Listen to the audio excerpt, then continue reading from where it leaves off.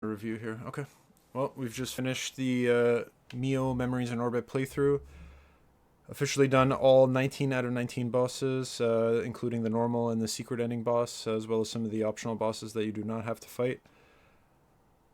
Difficult game, mixed feelings. I think an honest score for this is 6.5 out of 10. I think anyone that's saying anything higher is a little biased, especially if you've played other Metroids such as Silk Song, Hollow Knight, the Ori games, as well as if you've played some other games like Ghost Song. I feel like is significantly better than this.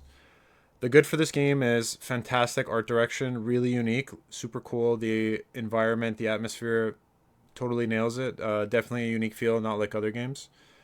The music is also good throughout, so in combination with the animation and scenery, fantastic. I will say there are some cool puzzles, some of the platforming and sections as to how you get to areas and what you need to do to unlock the secret ending. Pretty cool. But overall, I feel like the bad just outweighs the good in this game significantly. Like I feel like this is the example of like beautiful exterior but ugly interior. So number one, checkpoints. There's a lot of time that you're gonna waste, especially early game, because there are no checkpoints. It's literally you have your, if we want to say like equivalent to Souls, like you have your fire or your kind of your home point, and that's all you get for an entire area. So for you to explore, you have to go through that and return to that home point or that like whatever fire point to reset and update your map. If you die, you have to redo every section. There's a terrible section at the end of the game if you want the secret ending, Crucible.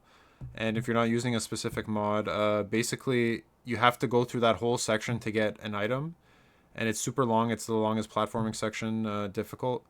But you will reset every time. So there's no checkpoint. There's not, doesn't matter if you're the 2/3 of the way or 99% of the way. If you die at the 99% point, you have to start from zero.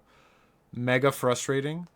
Uh, Similarly, there are no checkpoints near some bosses, so there's a lot of running and going back and forth, which I find super frustrating, waste of time. Definitely tilt. Dodge is mega frustrating. It's nice to have a dodge feature. It's super important. You will need to use it. But the biggest issue with dodge is it does not instantly reset. So you can get attacked by a boss that does a multi attack. You hit the first dodge, perfect, amazing timing, and then instantly there's a follow up attack. You cannot dodge it. So if it's not like it's like a second or two for it to reset, you're taking a hit. And I feel like that's so stupid. If you're hitting a perfect dodge, you basically dodge the first attack. You should be able to instant spam and dodge.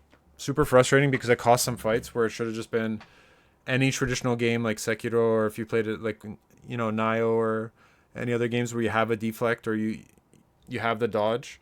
This game punishes you.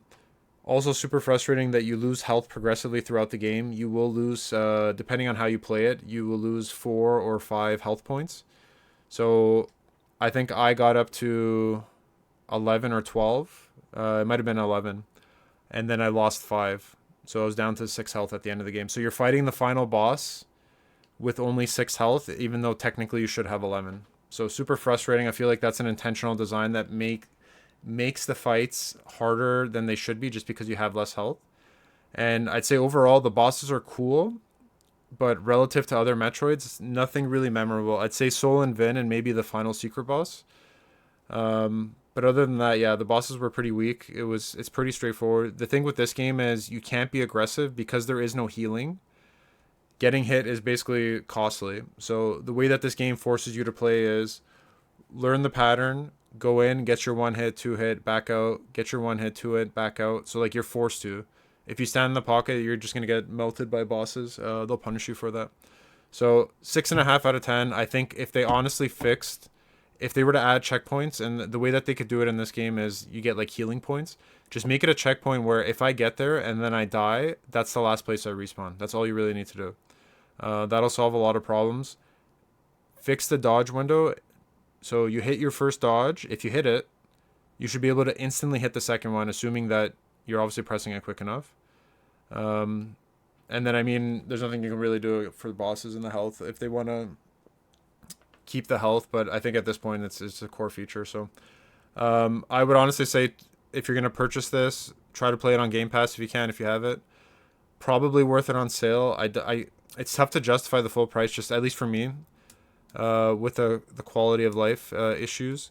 I think in the future, if they do fix any of it, it's probably worth the price because I know it's an indie game, so definitely worth supporting the indie studio.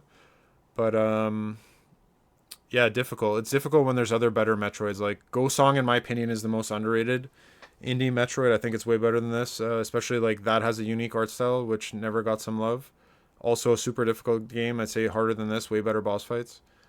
Um, and then you obviously got your classics, the Ori games, the two Hollow Knight games. I'm sure there's other Metroids, but that is pretty much it.